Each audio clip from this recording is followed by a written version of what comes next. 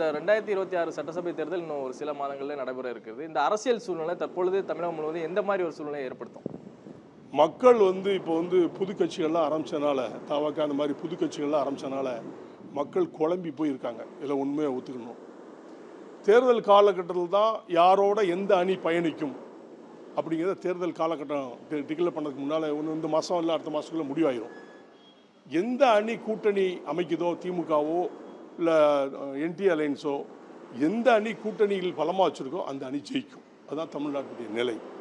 அதே மாதிரி 2வது அணி 3வது அணி எல்லாம் கிடையவே கிடையாது. 2 அணி தான், திமுக அதிமுக. 2 அணியை தவிர தமிழ்நாட்டில் எந்த அணியும் கிடையாது.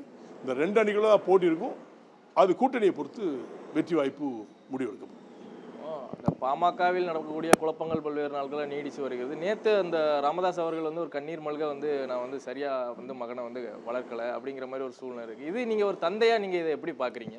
அது அவர் செய்த டாக்டர் ராமதாஸ் செய்த தவறை உணர்ந்து இன்றைக்கி அழுதுட்டு இருக்காரு. அழுதா முடிவாக முடியாது.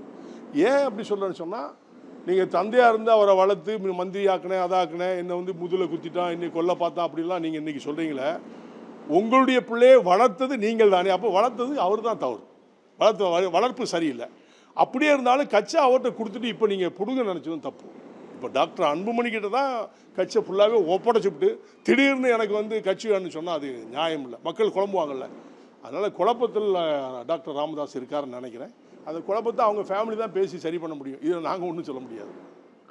தமிழக அரசியலில் இப்போ 2 அணி தான். அப்போ பாஜகவுக்கு இடம் இருக்கா இல்லையா தமிழக அரசியலில்? அதுதான் அதிமுக என்டி அலைன்ஸ் தானே. அதிமுக திமுக மட்டும் தானே. என்டி அலைன்ஸுங்கிறது யார் தலைவர்? எடப்பாடி தான் தலைவர்.